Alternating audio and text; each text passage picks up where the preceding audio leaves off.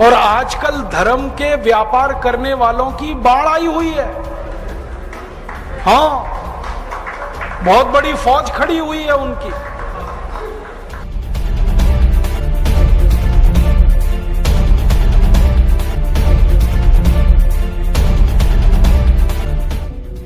शराब का सबसे पहला फायदा, शराब आपके कॉन्फिडेंस को बढ़ाती है।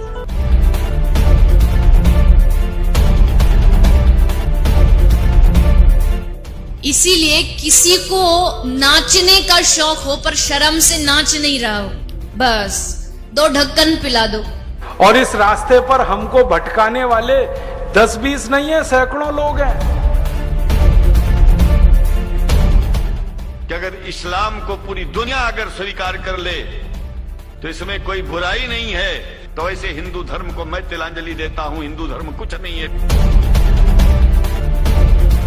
और भगवान राम की जिंदगी के वो प्रसंग कभी नहीं सुनाते जो हम में वीरता पैदा करें। सूरत आपकी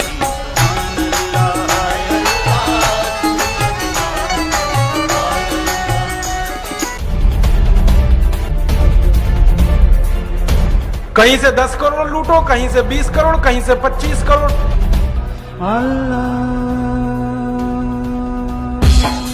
तेरी मोहब्बत दिल में है या अल्लाह, तेरी मोहब्बत दिल में है या अल्लाह। मैंने देखा है क्या क्या पाखंड और नौटंकी चलता है। जिस समय नमाज पढ़ी जाए तो हम भी प्रयास करें कि अपनी भागवत बंद करके 5 मिनट के लिए उनके लिए हम अल्लाह को प्रणाम करें। क्या जाता है, क्या फर्क पड़ता है। एक आया राम की कथा कहेगा 10 करोड़ लेके जाएगा, दूसरा कृष्ण की कथा कहेगा वो 15 करोड़ लेके जाएगा। मुझे मैं राम कथा में संकीर्तन कराता हूँ और बीच में हरि बोल कराता अली मौला अली मौला अली मौला बुलाता हूँ और पूरी सभा अली मौला का कीर्तन करती है। तो कई धर्मगुरु मुझे भी पूछते हैं कि आप हरि बोल के साथ अली मौला को क्यों लाते हैं। मैंने कहा मैं लाता नहीं, अली मेला मुझसे बोल रहा है। ये बापू नहीं है, डाकू है। बापू नाम तो शर्म आती है कहते हुए, और माला पकड़ा देते हैं कि राम राम राम राम राधे राधे राधे राधे राम राम राम राम राधे राधे, बस यही करो देश तो ठीक हो जाएगा। और ज्यादा उनसे तर्क करो तो कहने लगे तुम क्यों व्यर्थ चिंता करते हो, तुम क्या लाए थे, क्या ले जाओगे, जो हो रहा है अच्छा हो रहा है। मैंने देखा है क्या क्या पाखंड और नौटंकी चलता है। भगवान राम की कथा कहने आते हैं और भगवान राम की जिंदगी के वो प्रसंग कभी नहीं सुनाते जो हम में वीरता पैदा करें, जो साहस पैदा करें। राम की जिंदगी में बहुत सारा हिस्सा साहस का है, वीरता का है।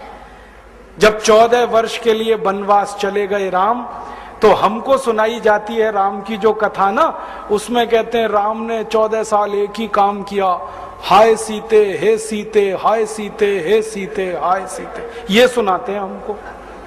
हाँ, यही सुनाते हैं निकाल के कहानी में से। और मैं कहता हूं कि राम को अगर हाय सीते हे सीते हाय सीते यही करना था 14 साल, तो दूसरा विवाह क्यों नहीं कर लिया।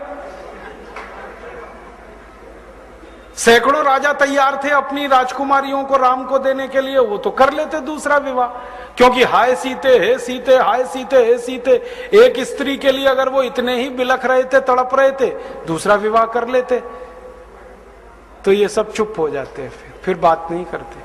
फिर मैं उनको रामायण में से निकाल के दिखाता हूं, देखो राम ने हे सीते हाय सीते कहा नहीं कहा ये मुझे नहीं मालूम, लेकिन 14 साल वन में रहते हुए सैकड़ों राक्षसों का संहार किया उन्होंने, मारा उनको और धर्म राज्य की स्थापना कराई। ये कहानी नहीं सुनाते क्योंकि इससे वीरता पैदा होती है। तो राम का जो वीरत्व है वो नहीं सुनाएंगे आपको, उनकी जो कमजोरियां हैं वो सुनाते हैं आपको।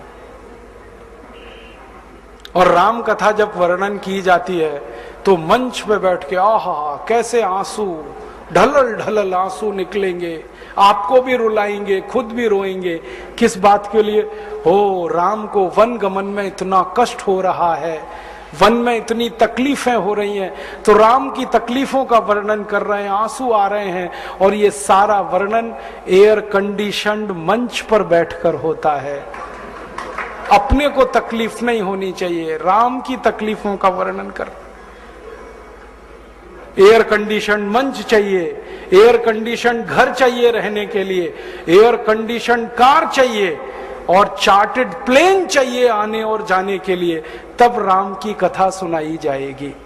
जो राम जिंदगी भर पैदल चलते रहे, जिन्होंने अपना रथ भी छोड़ दिया था अयोध्या से निकलते समय, वो राम ने जिंदगी भर पैदल चल के काम किया, और यहां एयर कंडीशन कारों में घूम घूम कर, चार्टर्ड प्लेन में घूम घूम कर राम की कथा सुनाते हैं। वो कथा वथा नहीं है, वो उद्योग है, व्यापार है, बिना टैक्स का। और मुझे बहुत शर्म है ये कहते हुए, समय आने पर प्रमाण से बात करूंगा कि राम कथा कहने वाले ब्लैक मनी को व्हाइट मनी करने के काम में लगे हुए एजेंट हैं, और इससे ज्यादा कुछ नहीं है। और मुझे इससे भी बड़ी शर्म आती है कहते हुए कि आप जो उनको दे रहे हैं दान के रूप में, वो पैसा ब्याज पर उठा रहे हैं वो दूसरे लोगों को, और आपके दिए हुए पैसे से धंधा बना रहे हैं अपना।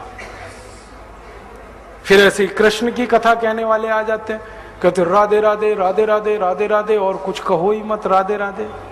कंस को मारा, जरासंध को मारा, शिशुपाल को मारा, अधर्मियों को मारा, ये सब थोड़े में, राधे राधे राधे राधे बड़े में।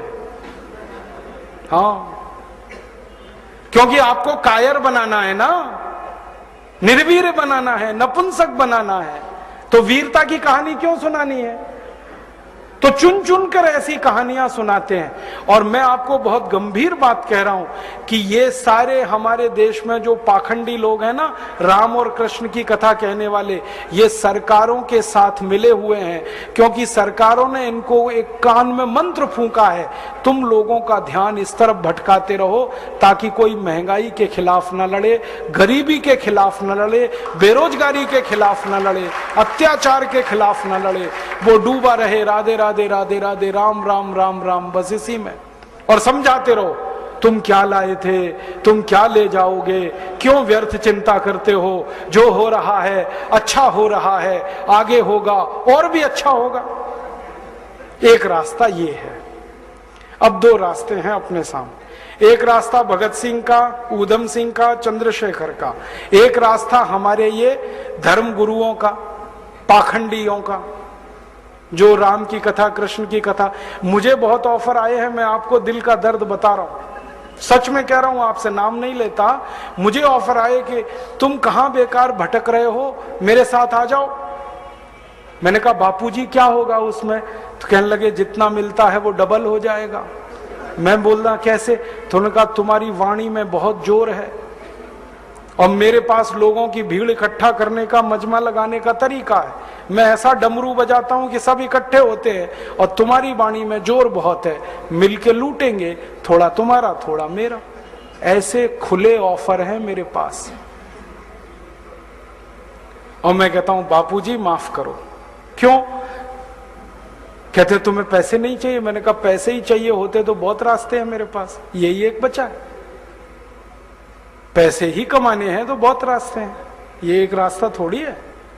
बहुत तरीके हैं, पैसे कमा लूं, घर बना लूं, बीवी बच्चे ले आऊं, करोड़पति हो जाऊं, 10 करोड़पति हो जाऊं, 100 करोड़पति हो जाऊं। बहुत आसान काम है ये तो। थोड़ी चालाकी हो तो सैकड़ों करोड़ बनाना बिल्कुल मुश्किल नहीं है इस देश में। फिर अंत में तो वही होगा ना, सैकड़ों करोड़ हो गए, एक दिन डायबिटीज होगी, एक दिन अर्थराइटिस होगा, एक दिन हार्ट अटैक आएगा, मैं मरने ही वाला हूं। तो मरना तो है ही, वहां भी शायद जल्दी मरूं, क्योंकि जब शरीर में तामस वृत्ति आती है ना तो जल्दी मरता है आदमी।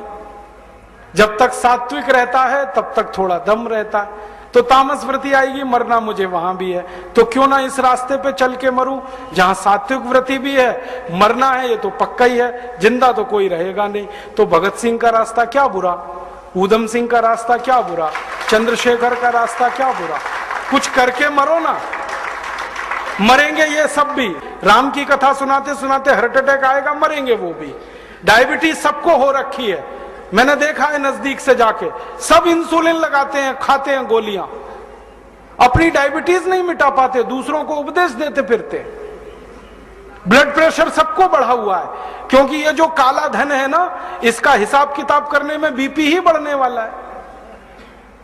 सब बीपी की गोलियां खाते हैं, सब डायबिटीज के लिए शिकार हैं, तो दूसरों को उपदेश देंगे तो मैं भी लग जाऊं, वो एक रास्ता है। एक रास्ता भगत सिंह, उधम सिंह, चंद्रशेखर का भी है। मौत तो दोनों में ही आने वाली है, बस अंतर इतना है, एक मौत ऐसी आएगी जिसको देश और समाज जिंदगी भर याद रखेगा, और एक मौत ऐसी आएगी कोई पूछेगा नहीं।